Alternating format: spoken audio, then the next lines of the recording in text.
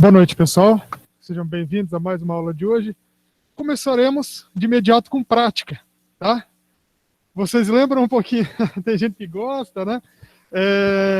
Eu vou estar passando para vocês agora um pouquinho das técnicas, tá? Da manobra de Heimlich, que nós só vimos na teoria até então, né? Eu vou estar passando para vocês agora a parte prática e depois nós vamos fazer, tipo, em duplas, tá? A gente tem um espaço suficiente aqui para a gente fazer um treinamento legal. Então agora eu vou passar para vocês relembrarem como que a gente faz essa técnica e vamos falar um pouquinho sobre hemorragia e choque. A nossa última aula foi de reanimação cardiopulmonar, certo? Né? Da sexta passada foi de reanimação cardiopulmonar, então essa aula vai ser de hemorragia e choque, tá? E aí eu vou estar passando para vocês algumas técnicas agora que podemos fazer e depois vamos fazer em duplas, tá? Para daí sim a gente vai estar fazendo uma avaliaçãozinha. Tá? Então, aparentemente, essa câmera ela tá com zoom. Se der para tirar, fica legal. Enquanto que a Maikele vai dando uma olhadinha ali para nós, tudo bom? Aí vou pedir um voluntário, tá? Eu vou estar passando as técnicas, aí vocês gravam só para dar uma relembrada, tá? Eu vou estar falando ao mesmo tempo também. E daí depois nós vamos treinar em duplas, tá? A gente vai afastar um pouquinho as cadeiras aqui e tal. Mas depois da teoria, tá? Então, um voluntário, come here.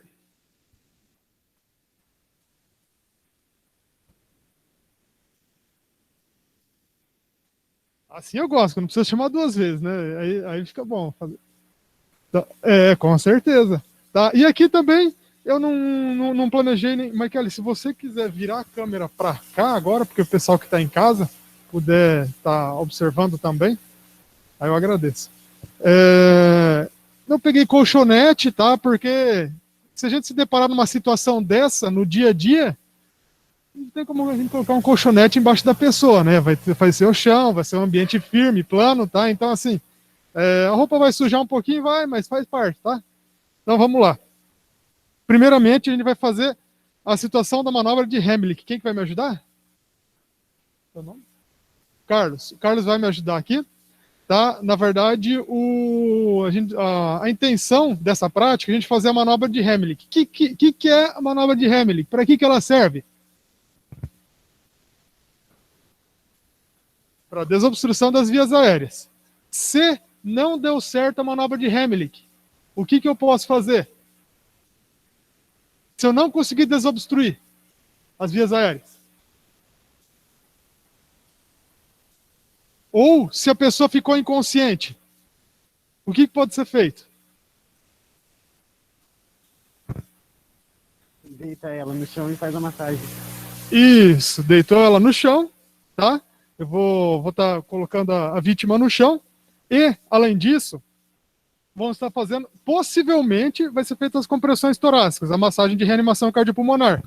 Primeiramente, vou analisar as vias aéreas novamente por meio da elevação da cabeça, inclinação da cabeça, elevação do queixo, tá? Se eu diagnosticar realmente uma parada cardiorrespiratória, opa, aí sim as compressões torácicas. Tá? As compressões torácicas, lembra o bonequinho de reanimação cardiopulmonar que a gente fez na aula passada? Tá, então, vamos lá, chega de blá blá blá, né? Deixa assim.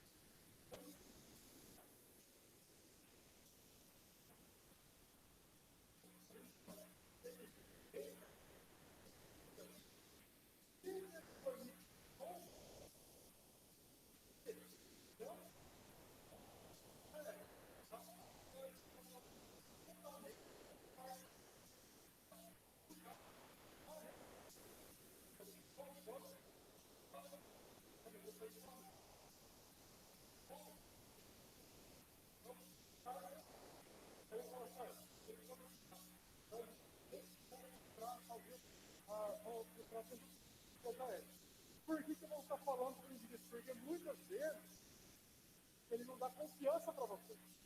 Vai falar, poxa, o que o cara vai fazer comigo? Não, vou sair correndo. Não, estou te ajudando, tá? Eu vou me posicionar por trás de você, tá? O que vocês estão fazendo? Errou. Eu? Fechou. Dedão? Apoiou. O dedinho lá no umbigo, tá?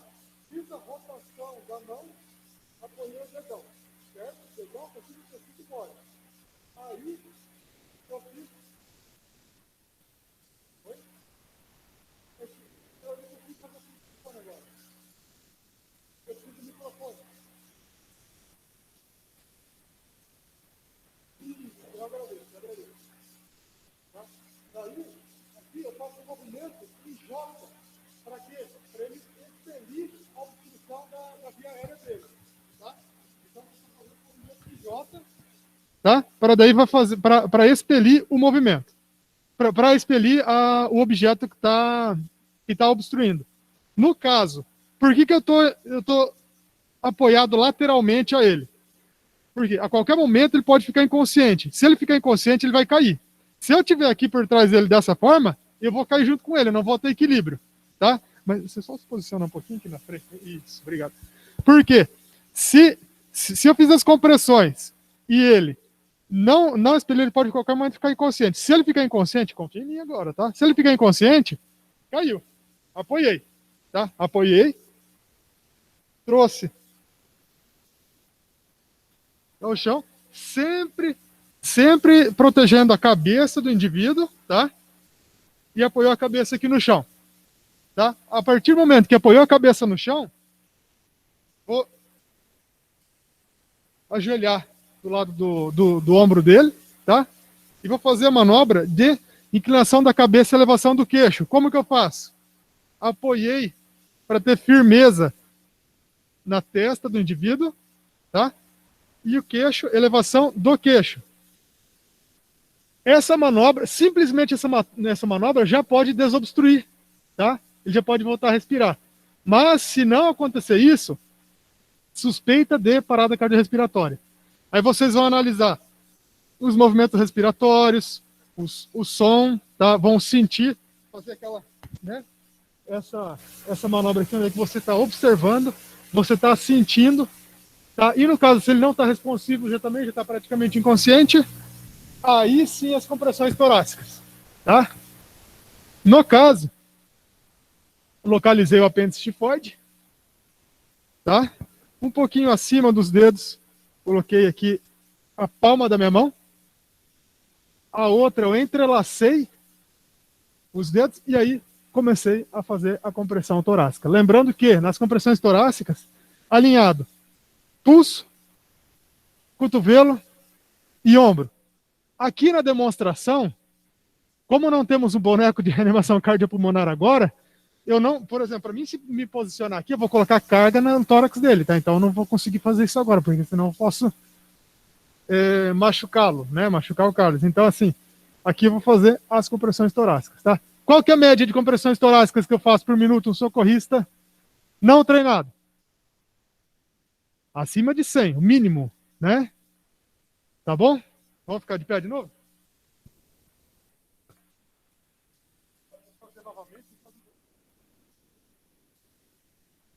Vocês viram que só falando, a gente vai cansando um pouquinho já, né? Então imagina na hora. Então vamos começar de novo.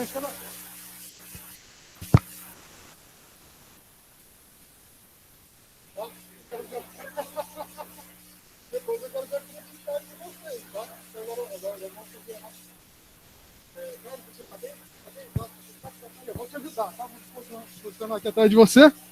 Lembrando, ó, cerrou o pulso, colocou, tá? Mais ou menos no umbigo, fiz a rotação, apoiei a outra mão aqui e aí sim fiz o movimento em J, tá? Ó, cerrei os 4 dedos, fechei o dedão, apoiei o dedinho lá no umbigo, tá? Apoiei o dedinho lá no umbigo, senti o umbigo, e aí fiz a rotação e aí fiz as compressões abdominais, tá? E ficou inconsciente.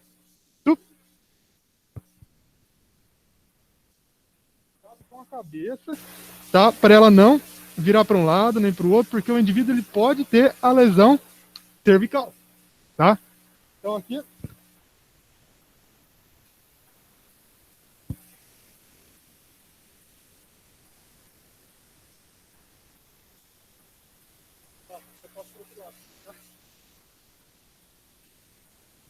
foi na cabeça para ter firmeza, segurança. Fiz elevação do queixo, inclinação da cabeça. E aí também, além disso, além dessa manobra, o que vocês podem ver? Se o indivíduo, claro, né, sem a máscara, vocês vão observar, pegou no queixo, abriu um pouquinho a boca, vocês vão ver se ele desobstruiu ou não, porque se tiver feito uma desobstrução, o objeto pode estar, vocês podem observar o objeto na boca do indivíduo. Então, assim, não vão tentar procurar tirar nada lá de dentro. Se você viu, beleza, você pode fazer o movimento com gancho e tirar o objeto que está obstruindo, tá? Se for algum líquido, né? Algum material, algum pano, alguma coisa que possa sugar um pouquinho essa água, tá? Então, se eu não achei nada, mesmo assim ele ainda continua com a dificuldade respiratória, ou até mesmo a suspeita de parada cardíaca, compressões torácicas. Localizei o apêndice tifoide, pouquinho acima da localização, apoiou o pulso, tá? A palma da mão, a outra eu entrelacei e aí comecei a fazer as compressões. Tá joia? Beleza? Valeu, muito obrigado. E a hora que... Obrigado também, tá? E na hora que vocês forem estar fazendo, em duplas de preferência, tá? A que vocês forem fazer, que for ficar inconsciente, com menor peso corporal, tá? Porque daí não tem perigo de, às vezes, não aguentar e tal, beleza? Com quem tiver menor peso corporal, é que vai ficar inconsciente.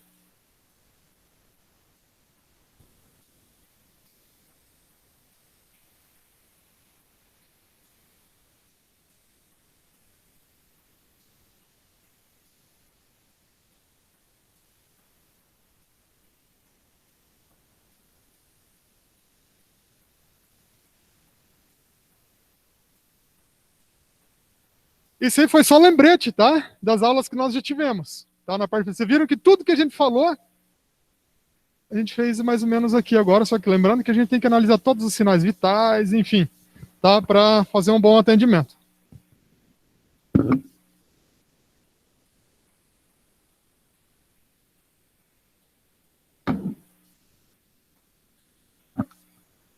Hemorragia e choque. Qual que é a diferença entre hemorragia e choque? Que é hemorragia? Que é um choque? Uma hemorragia pode levar ao choque?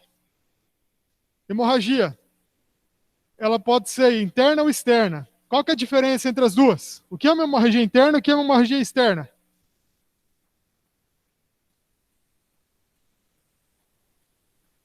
Externa é o que a gente consegue ver. Interna é o que não é aparente, né? Que é mais difícil de ser diagnosticado. Tal como, às vezes, né, a gente pode ver alguma hemorragia, uma simples hemorragia interna, uma hemorragia interna pequena, por exemplo, uma hemorragia. Um roxinho ali e tal, já é caracterizado uma hemorragia interna, tá? Quando a gente está falando sobre hemorragia ou choque, estamos falando do sistema cardiovascular. O sistema cardiovascular, ele é composto por coração, vasos sanguíneos e o sangue. Qual que é a função do sistema cardiovascular? Ah, vocês não vão falar que não sabem, não. Tá escrito lá, porra. Tá? Distribuir o oxigênio e nutrientes para todas as células do organismo e eliminar o CO2 e resíduos do processo de nutrição celular. Então vocês pensam que para a gente ter um fluxo sanguíneo, um sistema cardiovascular bacana, é bom não ter, né, a gente cuidar da hipertensão arterial, né, o que pode vir a desenvolver uma aterosclerose. E a aterosclerose, onde é que seria aquela plaquinha de gordura, aquele ateroma, né, que fica entre as veias e pode dificultar o fluxo sanguíneo. Dificultando o fluxo sanguíneo, pode dificultar essa distribuição de oxigênio e nutrientes. Tá? Ó, os vasos sanguíneos. Os vasos sanguíneos, eles são compostos por uma artéria, por uma veia e pelos capilares. A diferença entre artéria e veia é que uma é mais calibrosa, a artéria, tá, no caso. E a veia, ela, vamos dizer assim, que ela seria mais suave. Vocês já vão entender na prática o que isso significa. Qual que é a principal diferença entre artéria e veia? Além do calibre que eu falei para vocês agora.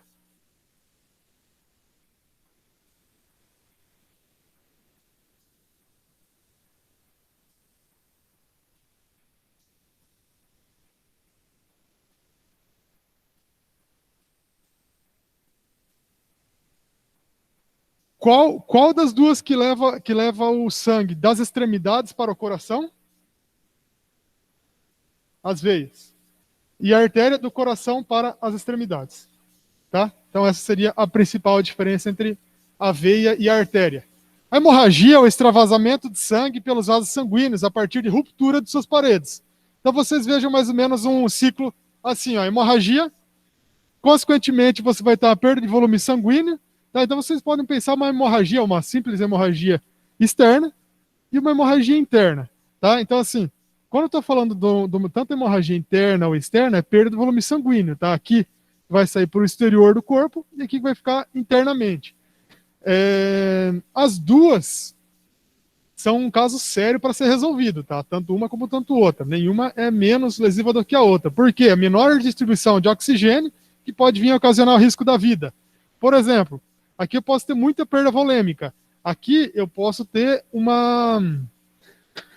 extravasamento ali de sangue interno, onde pode vir a acometer outros órgãos também, outros órgãos vitais. Tá? Então, o calibre do vaso, por exemplo, vocês pensam lá no pescoço, no tórax, no abdômen e na coxa. Aqui são os principais locais aonde vocês têm uma perda volêmica maior. Tá? Então, vocês pensam, né? Às vezes um corte aqui na artéria carótida. Né, eu quis dizer o pescoço por causa da artéria carótida, tá? Onde é que é a artéria, como já diz, né? Então o sangue é mais calibroso. A perda sanguínea, ela vai ser maior, ela vai, tipo... Professor, gente de casa não consegue ver os slides. Por causa que ela é mais calibrosa.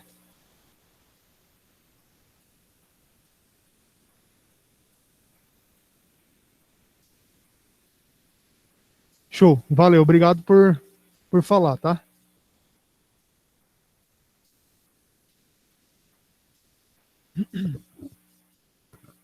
Então aqui temos a diferença do calibre do vaso, o tipo, o arterial, ele é mais grave, e a velocidade da perda de sangue. Então vocês podem levar em consideração esses três fatores, o calibre do vaso, o tipo e a velocidade da perda volêmica, da perda sanguínea.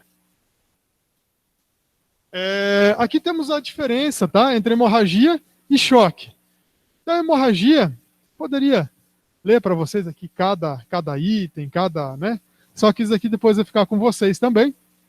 Então, a definição da hemorragia, a perda de sangue em virtude de um rompimento dos vasos sanguíneos. Agora, o choque, ele já é o fornecimento inadequado de oxigênio e glicogênio para as células, tais como coração, cérebro, pulmões, entre outros. Então vocês pensam uma pessoa que está tendo hemorragia, está perdendo sangue, tá? Esse sangue ele pode ser o volume sanguíneo de meio litro, 1 litro e meio, 2, cada vez é ficando mais fatal, tá?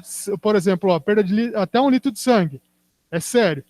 Perda acima perda de 1 litro e meio ou acima, já fica fatal, né? E pescoço, independente da quantidade volêmica que você está perdendo, em poucos minutos ele já pode se tornar fatal, tá? Agora o choque, ele vem acontecer com essa perda sanguínea, com essa perda volêmica. Quando a pessoa está perdendo por um certo tempo, ela pode vir a ficar em estado de choque. Então o que é mais sério, hemorragia ou choque?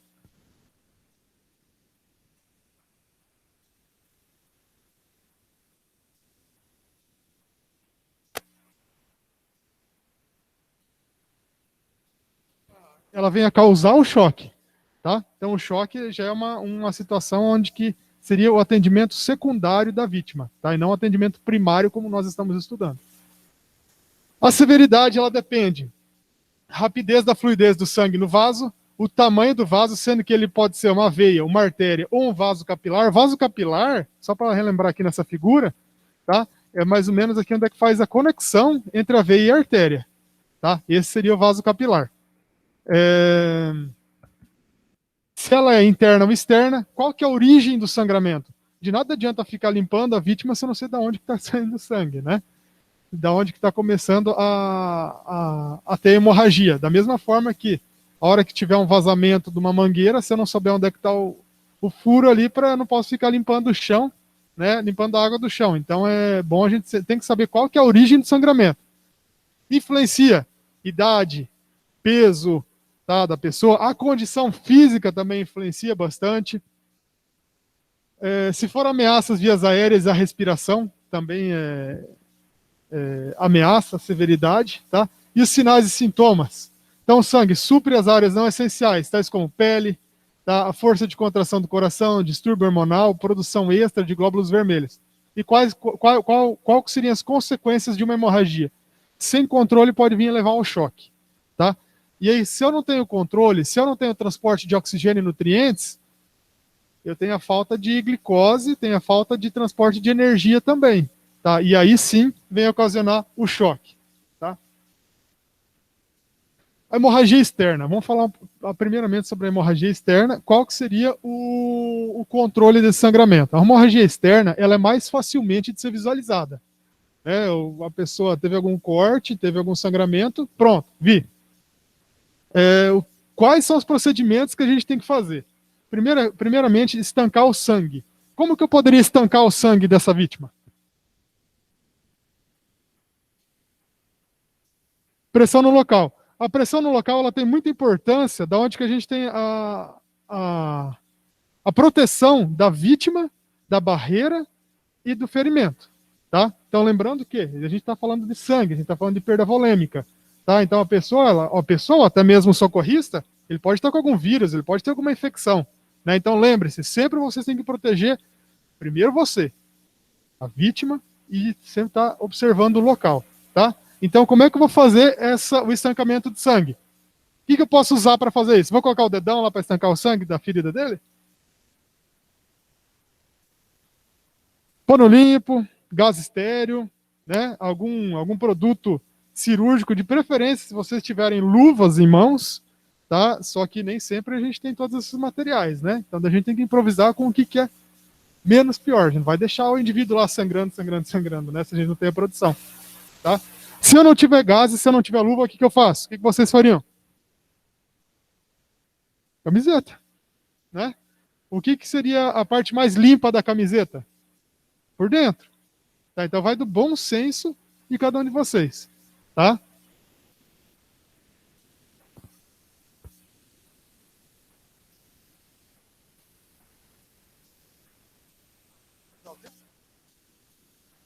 Nós vamos falar do torniquete ainda hoje. Especificamente do torniquete a gente vai falar hoje. Tá? O torniquete, só para adiantar, ele não é indicado. Tá? Ele não é indicado. Mas também não é proibido. A gente já vai falar especificamente sobre ele. Tá? Então, assim, quando você vai estancar o sangue, primeiramente você tem que determinar a causa, a fonte do sangramento e a condição geral da vítima. Tudo que nós falamos lá. Idade, tá? Condição física, tudo isso vai influenciar também. Isso aí para a gente estar passando para o socorro especializado. Né? Quanto mais informações eles tiverem, melhor. Posicionar a vítima na posição em que ela será menos afetada pela perda de sangue. Tá? Então, por exemplo, se ela está deitada em algum lugar, né? Se o ferimento dela está aqui, tá? Está apoiado aqui no chão, você vai movimentar esse indivíduo?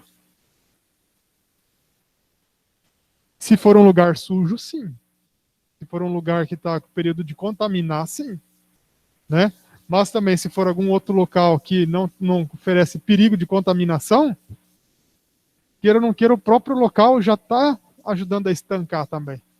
Tá? Manter as vias aéreas desobstruídas e controlar. O nosso principal objetivo é controlar o sangue. Prevenir ou controlar o choque, sinais vitais. Então, sempre, né, dependendo da gravidade do sangramento, sempre está vendo sinais vitais. Sinais vitais eu posso levar em consideração que é o quê? Pulsação? Respiração?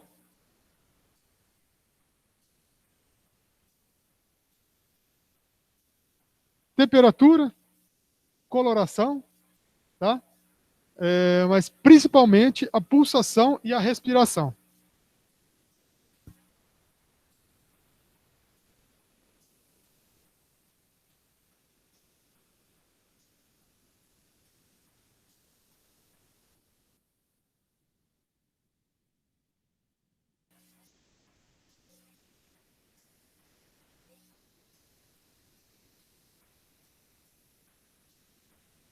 Se for um sangramento pequeno, fácil de controlar, aí é feita essa compressão direta, essa pressão direta, tá?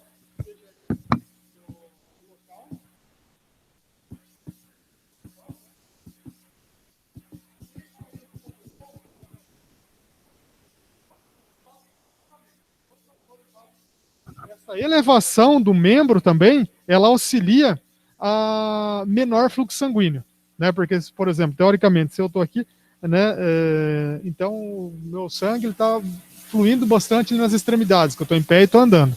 Né? Se eu tiver algum sangramento aqui, o indicado é deitar no chão, fazer a pressão no local e aí a elevação do membro, tá? Para diminuir a fluidez do sangue no estancamento.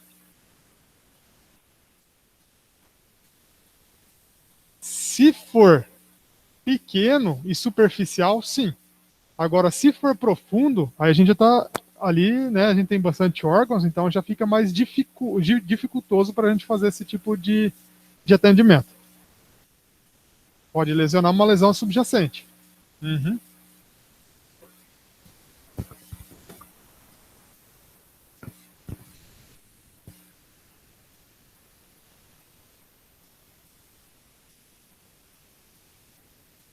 Não, na fratura exposta, tá? Eu também, até mesmo no caso de uma suspeita de fratura, aí a gente tem que fazer, aí que entra na aula da técnicas de imobilização e não pressão direta. Tá? No caso, no nosso socorro seria a imobilização, para não piorar aquela fratura. Né? Então, assim, entre o sangramento e a fratura, a gente tem que ali daí conter a fratura para não movimentar o indivíduo e não estar piorando essa fratura, porque a fratura, ela pode, uma fratura não exposta, ela pode se tornar exposta, né? Se a fratura ela foi um grau mais elevado.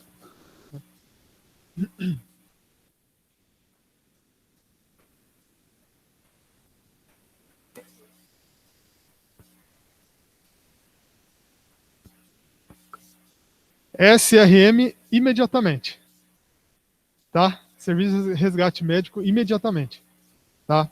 E ali no caso é contenção da população que está em volta, contenção do público, dos curiosos, né? Porque tem muitos curiosos ali também, então não estão para auxiliar, mas estão para atrapalhar. Mas se tiver pessoas ali a fim de auxiliar vocês, aí sim.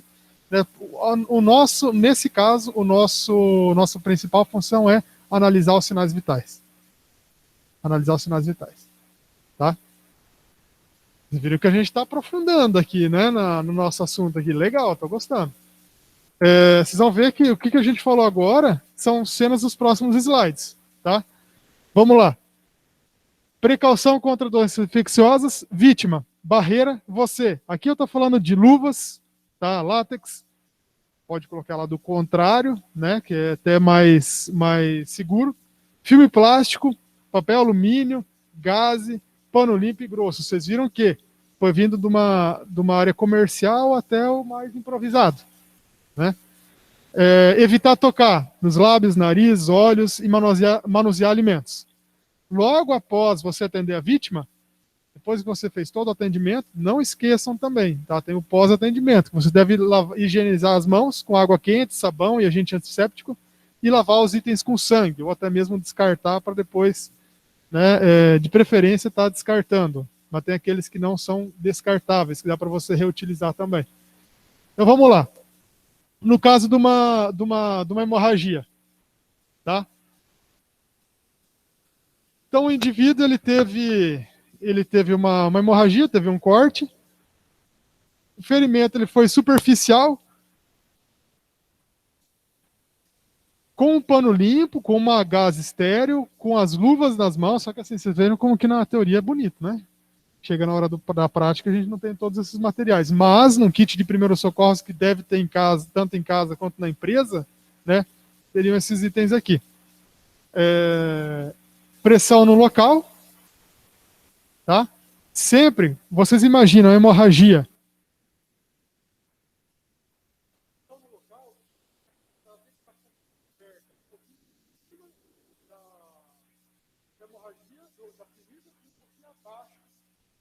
De uma maneira que você pegue toda a amplitude da ferida. Então, da hemorragia. Então aqui você já tá com o indivíduo, né, com ele feita a pressão direta no local. E eu pergunto para vocês, se o material que vocês colocaram para estar desenvolvendo essa contenção do sangue, se ele encharcar de sangue, o que vocês fariam? Deixa ele e coloca outro por cima, muito bem. Tá? Não vão procurar tirar e daí colocar o outro, né? Porque ali você pode ter um desconforto, você pode machucar o indivíduo, né? Pode grudar, aderir, né, a pele, e depois pode estar piorando esse experimento. Então, mantém a gaze de proteção, o pano limpo, e aí sim você coloca o outro por cima. Tá?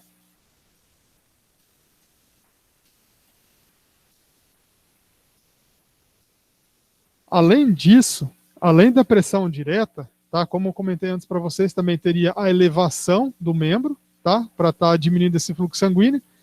E, além disso, teria as técnicas para enfaixar, de bandagem, tá? Então, se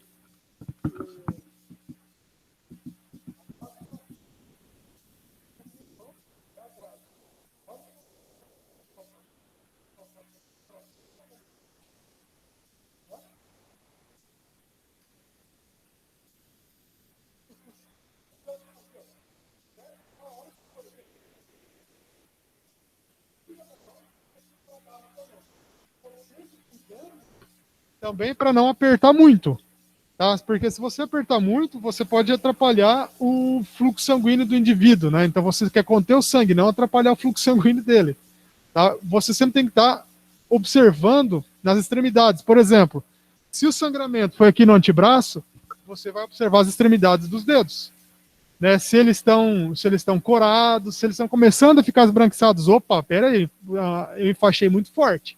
Eu tenho que diminuir um pouquinho essa pressão. Tá? E além disso, além da coloração, vocês podem estar observando também pelo retorno venoso, lembrem?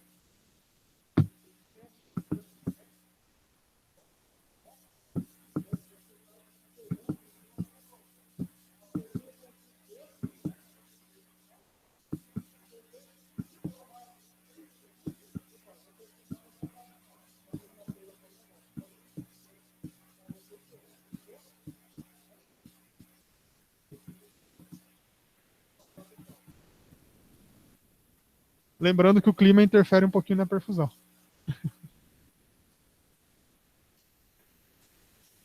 Pressão digital sobre o ponto de pulso. Utilizar a pressão sobre o pulso da artéria quando o método anterior falhar, ou houver acesso, ou não houver acesso ao local de sangramento. Por exemplo, esmagamento, extremidades nas presas e ferragens. Tá? Nesse caso, então vocês imaginem, né, uma pessoa, ela prendeu numa ferragem um membro dela. Tanto o braço quanto a perna. Só que você não tem acesso ao sangramento. Você não consegue, por causa que a ferragem ela já está esmagando, né, o braço do indivíduo. Qual seria uma estratégia? Eu estou procurando.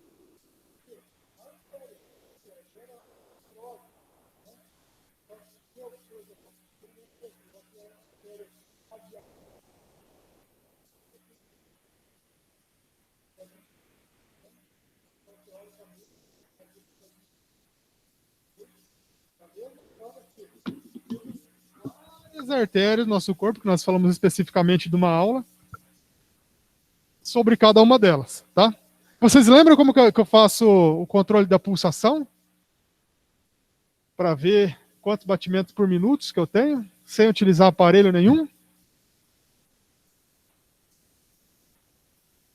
Isso. O dedo médio e o indicador, né? Vários pontos da artéria, mas as mais comuns é a radial e a carótida, tá? E aí? Vai contar quantas pulsações vão ter, pode ser em 15 segundos, aí depois você vai multiplicar, no caso vai ser por 4. Isso, é isso mesmo, tá? Então você estava esperando terminar, porque por 15 segundos multiplicar por 4 também dá, né? Mas às vezes o mais simples também seria você multiplicar por 10 segundos e multiplica por 6 depois. Então na prática, como que seria?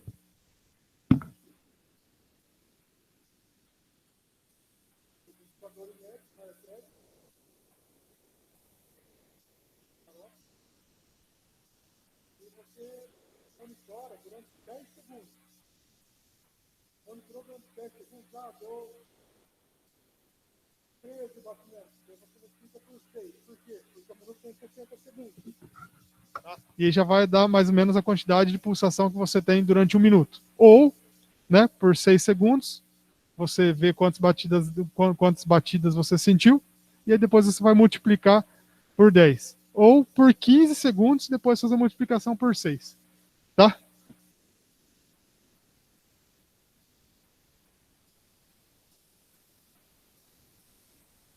Aí é difícil, né? Eu desconheço. Eu vou dar uma pesquisada, mas eu desconheço. Tem algum macete, né? Teria. Talvez a prática, né? Mas mesmo assim, e até mesmo para você aferir, né? Dessa maneira, assim, sem aparelho, sem nenhum recurso tecnológico, já são para pessoas treinadas, né? Tá? Então, e essa pressão é aplicada com os dedos sobre os pontos de pulso de uma artéria contra a superfície óssea. Por que de uma artéria contra a superfície óssea? Por exemplo, se o indivíduo tem um sangramento aqui no tronco, eu vou fazer essa técnica aqui na carótida, por exemplo? Não, né?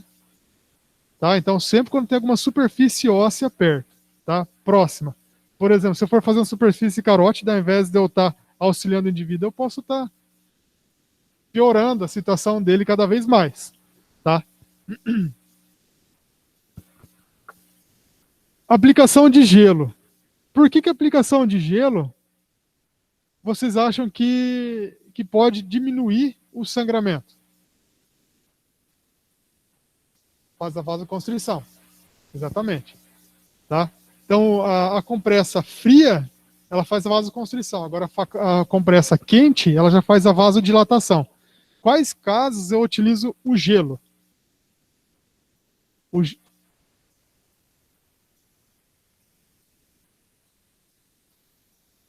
Isso, perfeito. Perfeito. Ali, até 72 horas pós a lesão, e o indicado é você fazer essa pressão, aplicar essa pressão com gelo, né? Claro, com a proteção, tá? Cuidado para não queimar a pele do indivíduo. E o certo é você fazer uns 20 minutos a cada hora, tá? Uns 20 minutos a cada hora, não ficar direto também. Tá? Esse é o indicado. Então, diminui o sangramento venoso e capilar. Nas contusões, previne a equimose. O que é a equimose?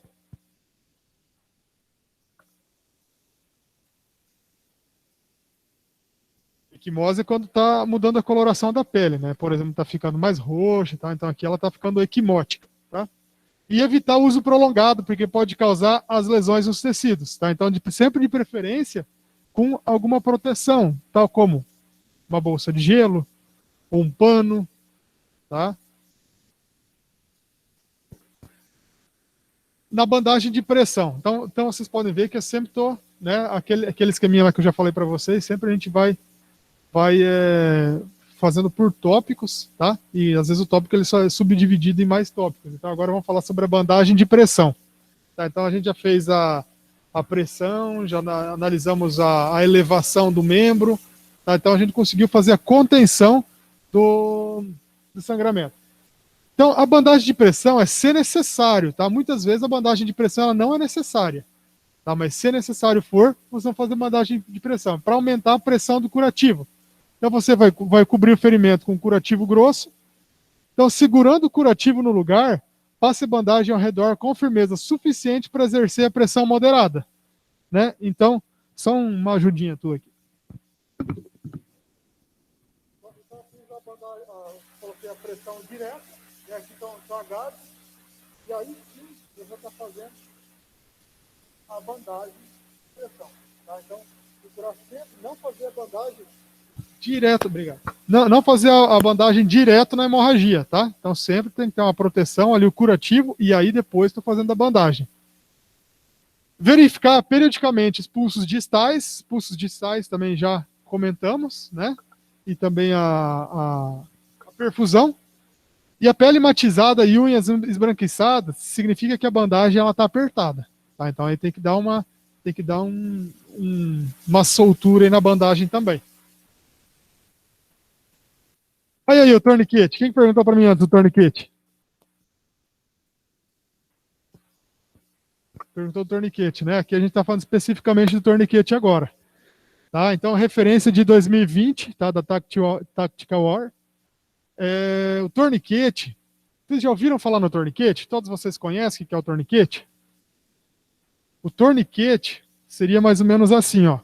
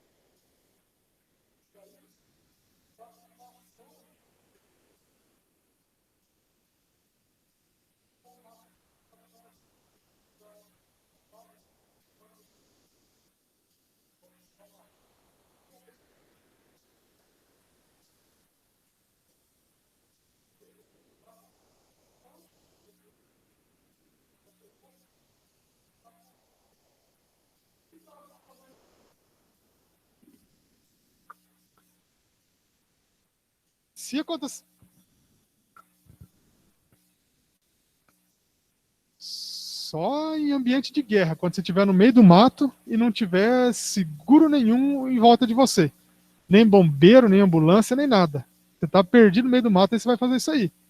Tá? Porque aqui, né, você pode tanto salvar uma vida, mas também você pode estar prejudicando aí a movimentação dele, tendo sequelas para o resto da vida, né? Então,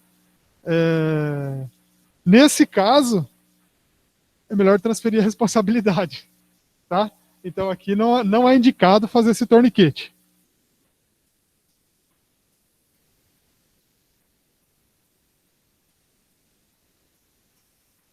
É que não tem respaldo científico nenhum.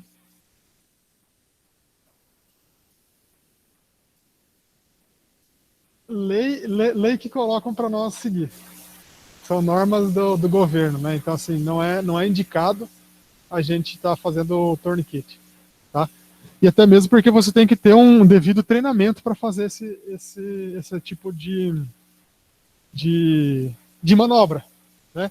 Que nem nós mesmos. Eu trabalho na polícia também, ali a gente tem esse treinamento, né? Espero nunca precisar usar, mas a gente tem esse treinamento também. Então, assim, a maioria das mortes é em combate. Por quê? Sangramento. Tá? Locais de difícil acesso, por exemplo, tempo, onde é que o óbito, né, o indivíduo ele pode vir ter falecimento em poucos minutos. O torniquete, de tudo que eu falei para vocês, não falei mal do torniquete, mas também não falei bem. Ele é o último recurso para vocês utilizarem? Depende da situação. Se você estiver numa zona de conflito, em um ambiente tático, não. Agora, se você estiver no dia a dia aqui normal, aí é o último recurso, tá? Se, né, não tiver mais outro recurso, aí seria ele. Então, acomete a perda de uma extremidade. Tem pesquisas que falam, pesquisa não, tem artigos que tem relatos de caso que vem falar que ele vem a acometer uma perda de uma extremidade, a perda de um membro, tá? Mas isso daqui é raro, tá, gente? É raro, tipo assim, são questões aleatórias. Então, muitas vezes salva a vida. E a hemorragia, ela é um risco de morte, e a vida, só que a vida, ela é mais importante do que um membro. Então, é o que eu falo, né? Se você está em último recurso, não demora para vir socorro, a pessoa está ali.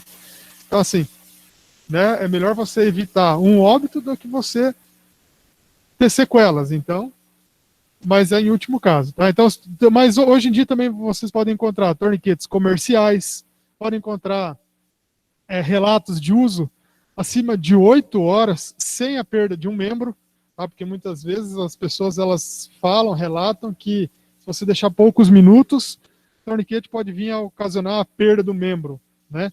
Mas você tem que ter o devido treinamento para fazer a pressão de uma maneira que ela seja suportável, né? Que você não pode estar também, às vezes, com tanta pressão que você faz, que ele vai fechando a torneira. Na hora que você vai fechar a torneira, não tem uma hora que ela espana? Então, seria mais ou menos essa analogia aí que a gente pode fazer. Tá? Então, a perda da extremidade, ela é resultado direto do trauma, como ferimento por arma de fogo, fragmentação ou lesão por explosão. Tá? Então, por exemplo, a Polícia Civil, o uso militar, ele é regulamentado para a Polícia Civil. Para nós, leigos, né, quando estamos aqui, né, não é regulamentado. Agora, para a Polícia Civil, ele é regulamentado. Então, então fornece até treinamentos onde que recebem um item pessoal para você estar utilizando num combate, em uma emergência. Então, na verdade, assim, ó, aqui eu errei no slide, tá? A polícia militar, a polícia civil, ela não é regulamentada, tá? Ali não é PC, é PN. E aí o torniquete de uma maneira mais fácil para vocês entenderem. Para quem nunca viu um torniquete, tá? Se a pressão direta ela for incapaz de controlar o sangramento, apenas nos membros. Tá? Então, o indivíduo está aqui com a perda de um membro, né? Uma parte do membro, ou uma parte superficial aqui de um membro, profunda, na verdade, onde há um rompimento de uma grande artéria e o sangramento ele está incontrolável. Aqui eu não consigo, de jeito nenhum, né, tá acertando com uma pressão direta, com uma bandagem. E se o membro foi totalmente ou parcialmente decepado, ou enquanto o torniquete está apertado demais, ele pode lesar os músculos, nervos e vasos. Se você não apertar o torniquete o suficiente, também pode interromper o fluxo venoso, tá?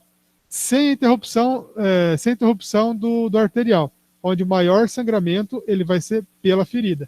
Então, aqui temos um exemplo aí de os torniquetes que eu falei para vocês que a gente pode fazer, né? E os torniquetes comerciais, tá? Temos aí torniquetes comerciais, que é difícil vocês encontrarem sendo comercializados. Vocês podem até mesmo naqueles produtos, lojas de ambiente hospitalar, fisioterápicos, né? É difícil você encontrar esse torniquete comercial.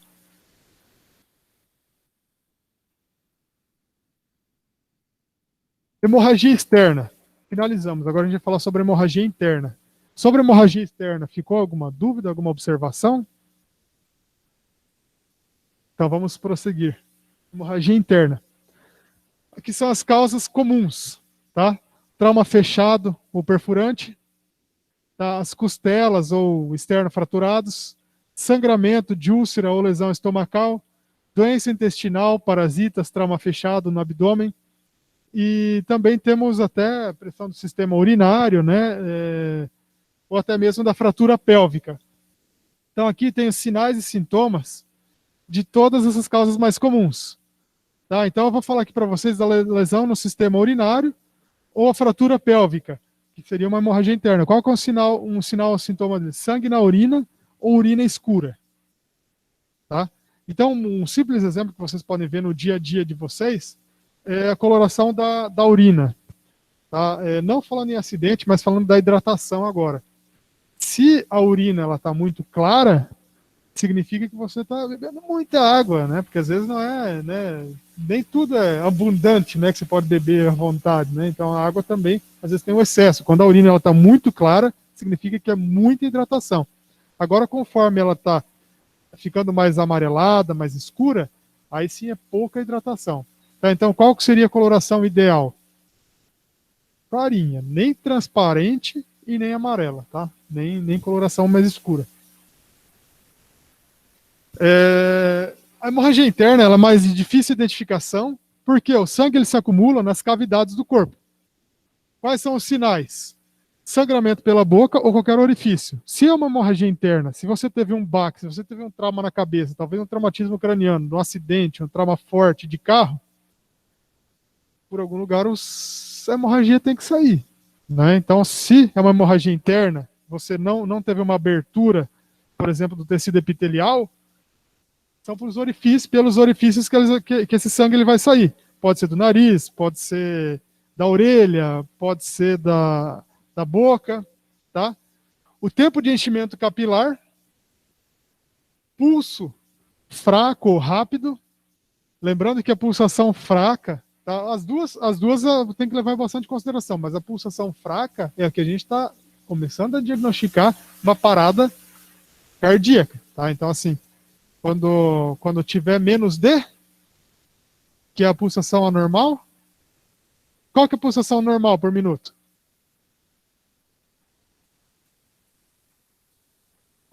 Vocês estão falando tão baixo, vocês estão querendo que eu não ouço, né?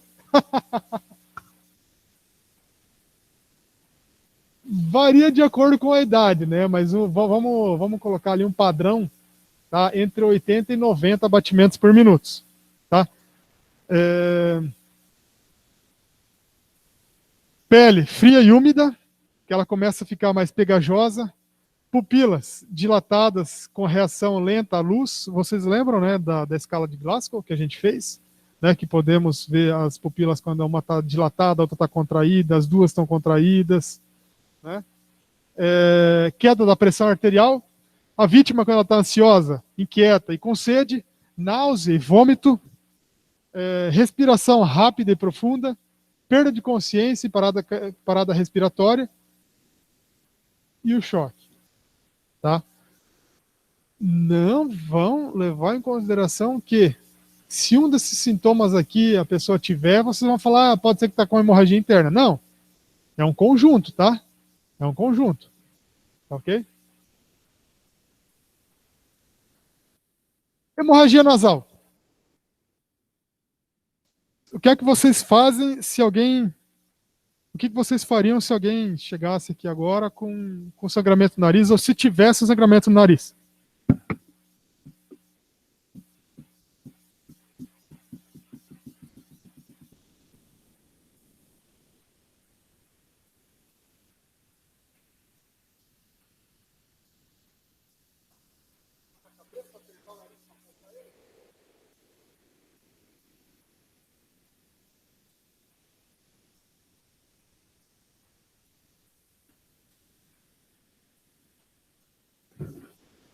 Mais alguém? Não façam isso. Não façam isso. Tá? Por quê? Ele está com sangramento. Se eu for levantar a cabeça, vocês podem estar obstruindo a via aérea dele. Tá? E a nossa principal função é fazer a desobstrução. Então, qual que seria o tratamento ideal?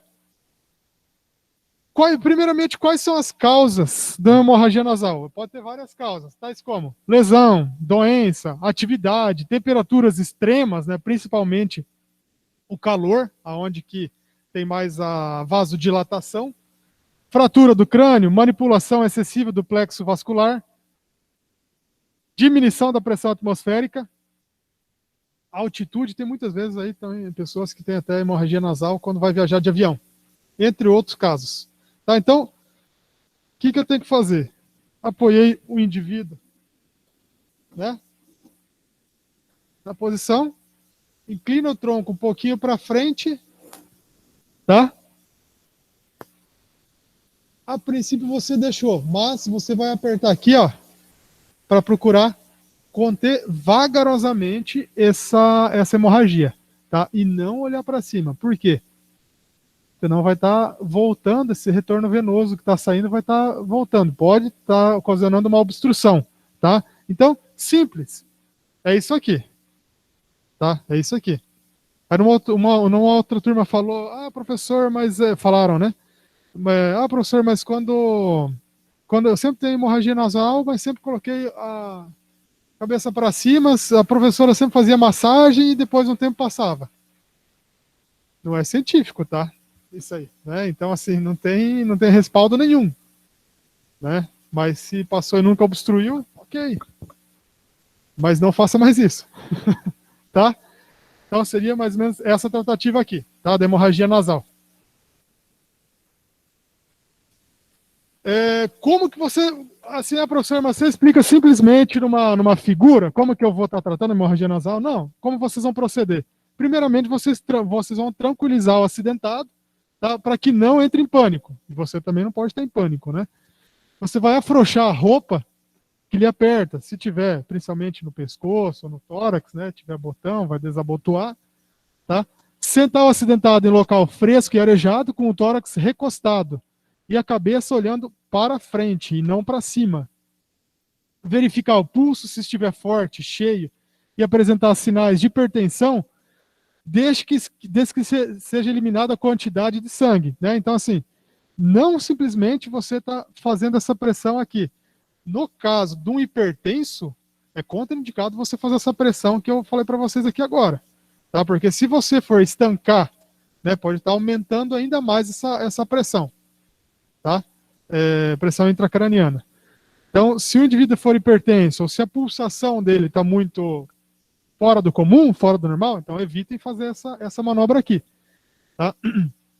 Fazer ligeira pressão com os dedos sobre a asa do orifício nasal, onde flui o sangue, para que as paredes se toquem e por compressão direta o sangramento seja interrompido. Da mesma forma que eu estou fazendo a pressão direta aqui no membro, estou fazendo a pressão direta aqui no nariz, tá? Para estancar o sangue. Sempre que possível, aplicar compressas frias sobre a testa e nuca. Não vai colocar gelo lá no nariz do indivíduo e falar que o professor falou que era para colocar gelo lá. Não, tá? Na testa e na nuca. Tá bom? Então, aqui para estar fazendo a vasoconstrição, né? Encaminhar um hospital, se necessário for. E, em caso de contenção do sangramento, avisar o acidentado para evitar assoar o nariz de pelo menos 2 horas para evitar novo sangramento. Porque depois que conteve o sangramento, tem pessoas que dão aquele... que deu certo, né? Então, pelo menos umas 2 horas sem fazer isso aí, tá? Porque senão vai voltar depois de novo, né? E às vezes, né, as pessoas que falam, quero testar para ver se tá bom mesmo. Você vê, se sai alguma coisa, às vezes até aqueles coágulos, né? Você até uns... Vamos falar que aí já está se transformando quase num sólido, né? Num objeto sólido, mas ele está líquido ali, mas se transforma num coágulo. Ele fica tipo aquelas gotículas assim, mais escuras.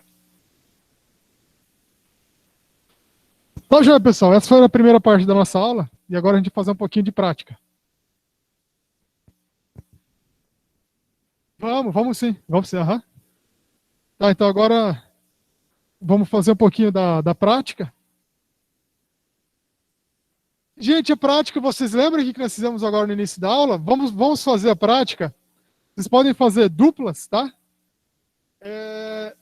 Teremos 10 minutos para treinar, 10 minutinhos.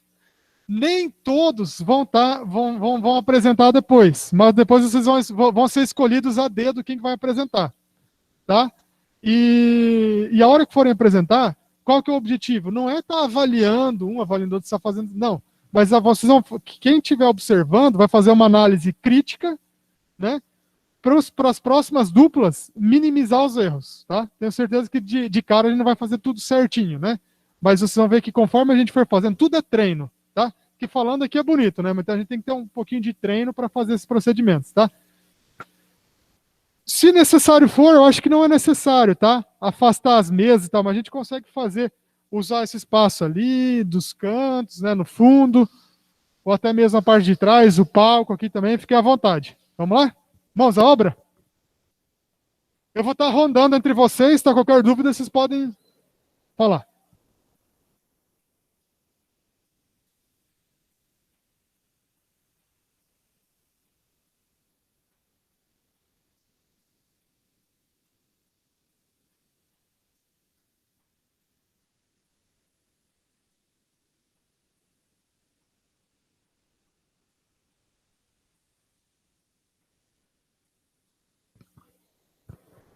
Vocês que estão no Meet, façam o favor, vocês escrevam o RA e o nome de vocês aqui no chat, tá ok? Aí eu já vou contabilizar a presença de vocês.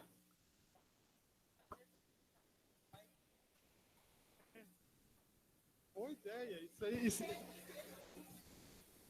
Os que estão em casa vão gravar essa cena que nós estamos treinando aqui agora, tá ok?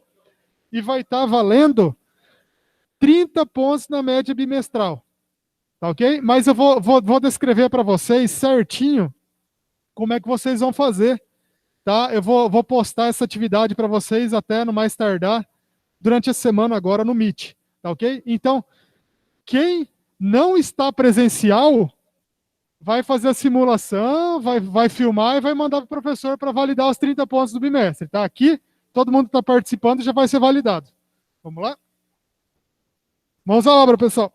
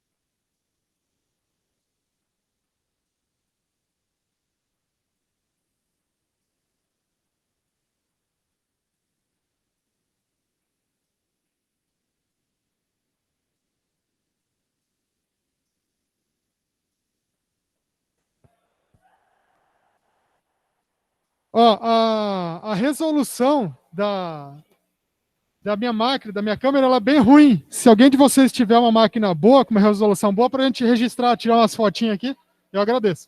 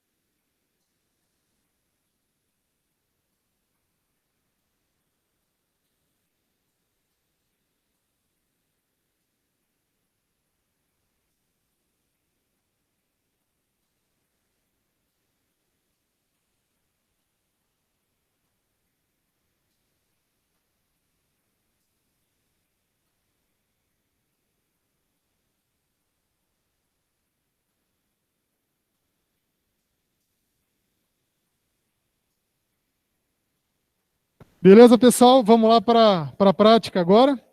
Quer dizer, para a apresentação, né?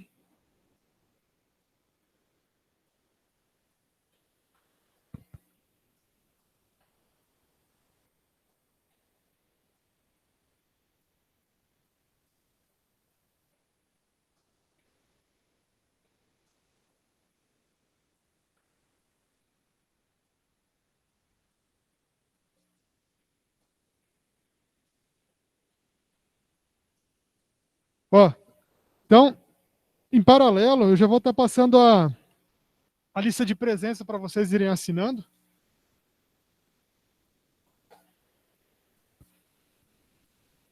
Vamos começar por essa duplinha aqui?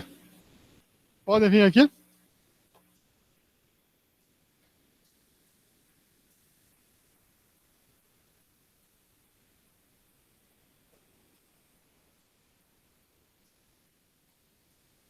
Se posicionem aqui para mim, fazendo um favor, que eu vou tentar ajustar a câmera ali certinho pro pessoal que está em casa, tá?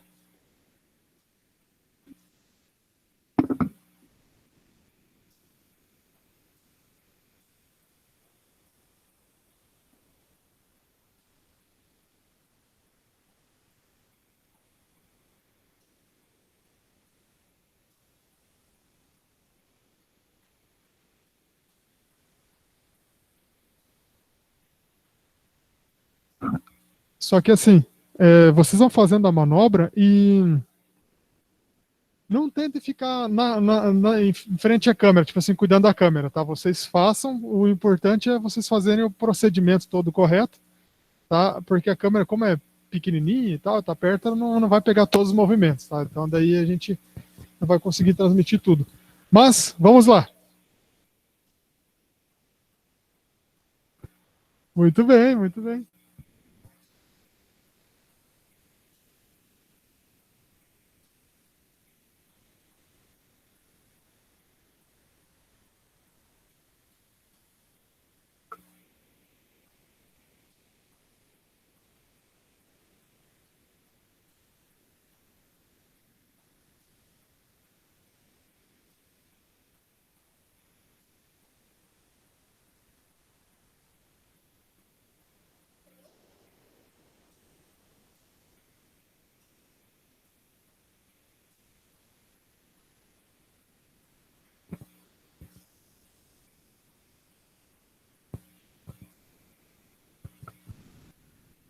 Aqui, ó. Coloca a mão aqui e eleva o queixo. Assim. E se isso não der certo, eu posso tentar observar se tem alguma coisa aqui na garganta dela. Se eu ver, eu posso tentar tirar com o dedo. Se isso não acontecer, ou se for líquido, eu enrolo um pano. Se isso não der certo, eu vou fazer compressões aqui no céu. Eu acho assim que pode. 2 dedos na mão. Ali no pulso, cotovelo e ombro. E começo assim. Que maravilha, hein? Tô gostando de ver. Parabéns, palmas aí, palmas aí. Palmas aí. Muito bom, muito bom, muito bom. Análise crítica, gente. Elogio já dei demais. Análise crítica.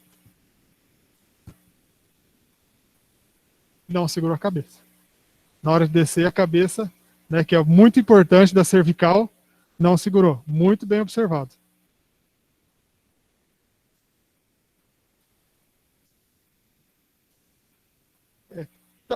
Talvez, mas foi a angulação, né? Que às vezes está um pouquinho distante, tal, mas eu vi, ela fez o movimento em J, até mesmo ela até falou, tá? Mas o procedimento ele foi feito, tá? Então o principal erro desse atendimento foi o cuidado com a cervical. Próxima dupla. Se ninguém levantar, eu já vou apontar.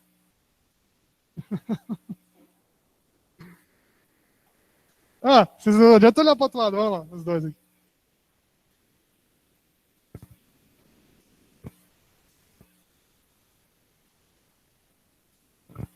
Ou seja, agora ele não pode errar a parte do controle da cervical, tá?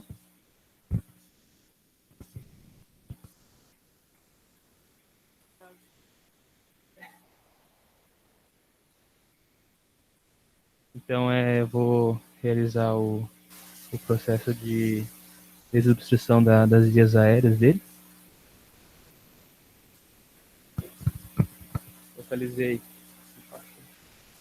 Localizei o umbigo.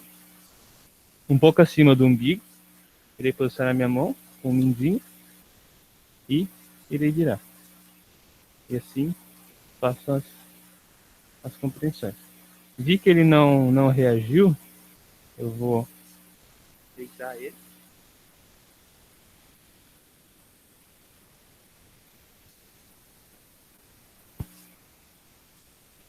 Segurei a cabeça dele.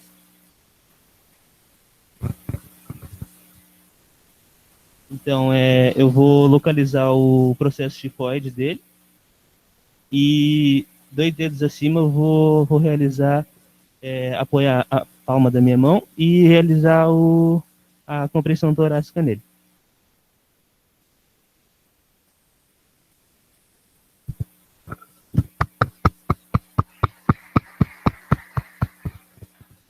Beleza. Análise crítica.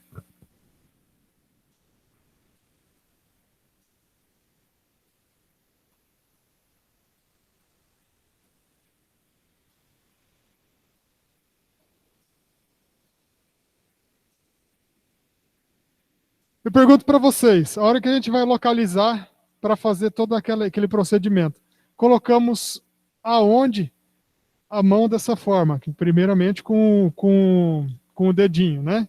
Colocamos aonde? Para cima do umbigo? No umbigo, né? Comentou um pouquinho para cima do umbigo. Não, no umbigo, tá? E aí você vai fazer esse procedimento. Na hora, você vai fazer de imediato as compressões torácicas? A hora que estiver no chão, o indivíduo estiver no chão? Elevação da cabeça, né? Inclinação da cabeça, elevação do queixo. Certo? Próxima dupla. Mandei pegar uma do fundão agora, né? Pegar uma do fundão. Vamos lá? Alguém? Posso contar com vocês?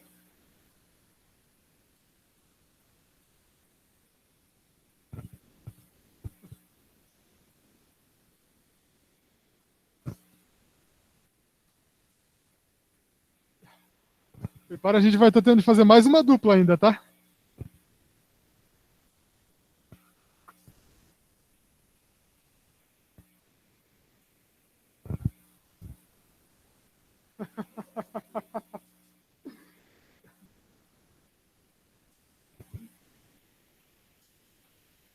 Então, primeiro eu vou me apresentar, falar que vou ajudar ela e vou fazer a manobra de rente para tentar desobstruir as vias aéreas. Aí eu vou apoiar, que caso ela caia, eu consigo com o corpo segurar. Aí coloco o dedinho aqui em cima do umbigo, viro. Pequeno palco de canal. Eu coloco o dedinho no umbigo para medir, e vou virar e fazer a manobra em J para desobstruir. Aí, se não desobstruir, caso ela perca a consciência, eu já estou com o corpo aqui, eu vou apoiar para trazer ela ao chão.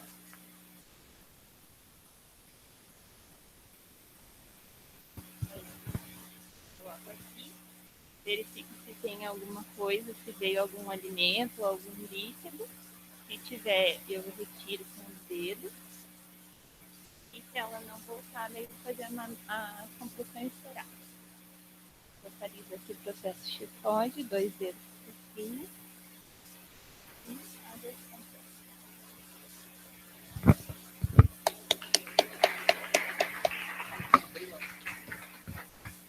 Análise crítica.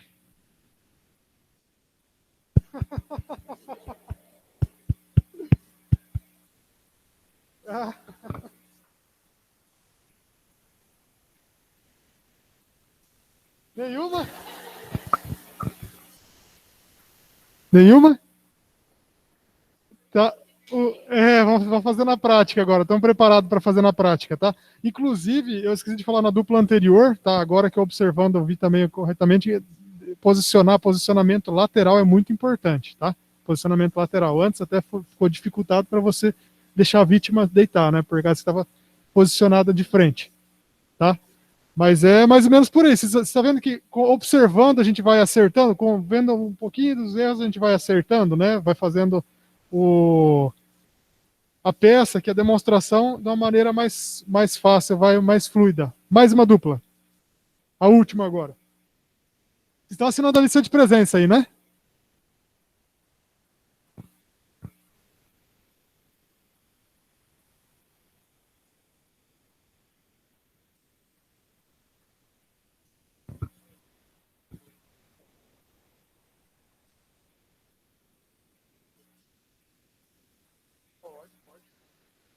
Primeiro a gente vai analisar.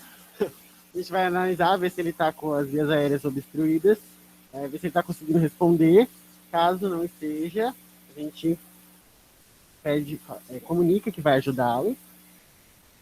Posiciona o corpo de lado, para que a gente tenha maior apoio. Localiza o umbigo dele, coloca o dedinho, fecha a mão e faz o movimento de rotação. Aí nós vamos fazer a manobra de remo. Faz as compressões. Caso isso não resolva e o paciente venha a ficar inconsciente, a gente vai deitar ele no chão.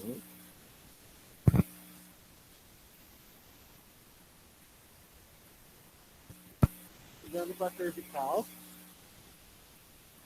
Fazer a inclinação da cabeça e elevação. E se tem alguma coisa que nós possamos retirar com o dedo. Caso nenhum desses procedimentos resolva, a gente vai começar a massagem cardíaca. Localiza o apêndice tifoide, 2 dedos acima, coloca a palma da mão, sem encostar os dedos no tórax e faz as compressões.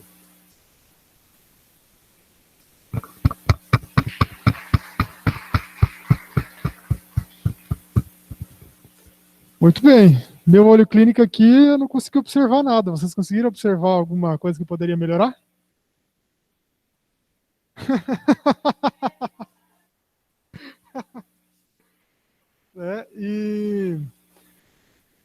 E sem falar também que eu acho importante que vocês estão falando, comunicando muito bem. Assim, a forma de vocês falarem, explicar. Legal, legal.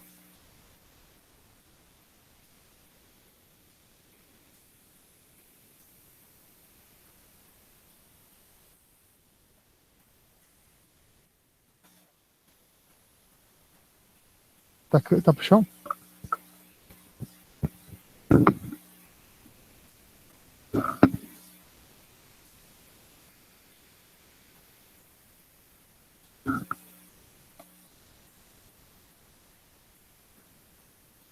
Pessoal, então assim, só para vocês darem uma visualizada, para nós terminarmos o assunto que eu tinha preparado para vocês na aula de hoje, faltaria uns 10 slides para eu estar falando aqui para vocês.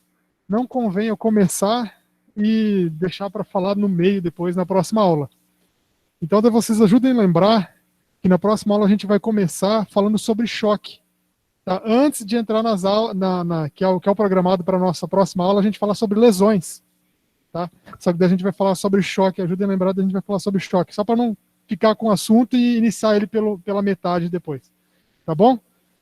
Muito obrigado pela participação de cada um de vocês e gostaria que ninguém esquecesse de assinar a lista de presença que já está passando por aí. Não sei onde é que ela está.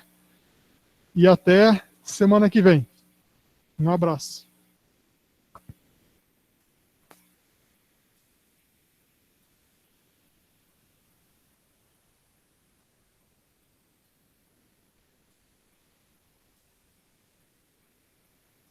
Pessoal que está no Meet, tá? Daí eu vou estar pegando certinho depois lá no relatório e eu vou estar anotando a presença de vocês. E amanhã eu vou passar amanhã ou nos próximos dias, tá? No mais tardar até a semana que vem, eu vou passar uma atividade para vocês fazerem e entregarem para mim valendo a nota.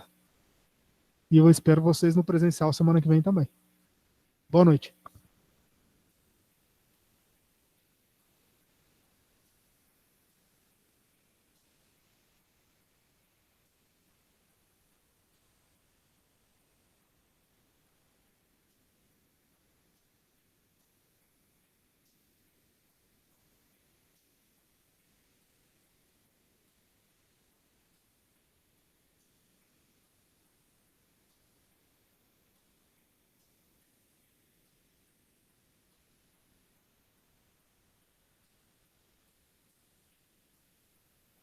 Pessoal, enquanto nós aguardamos a próxima aula, tem uma térmica de café ali e uma térmica de chá.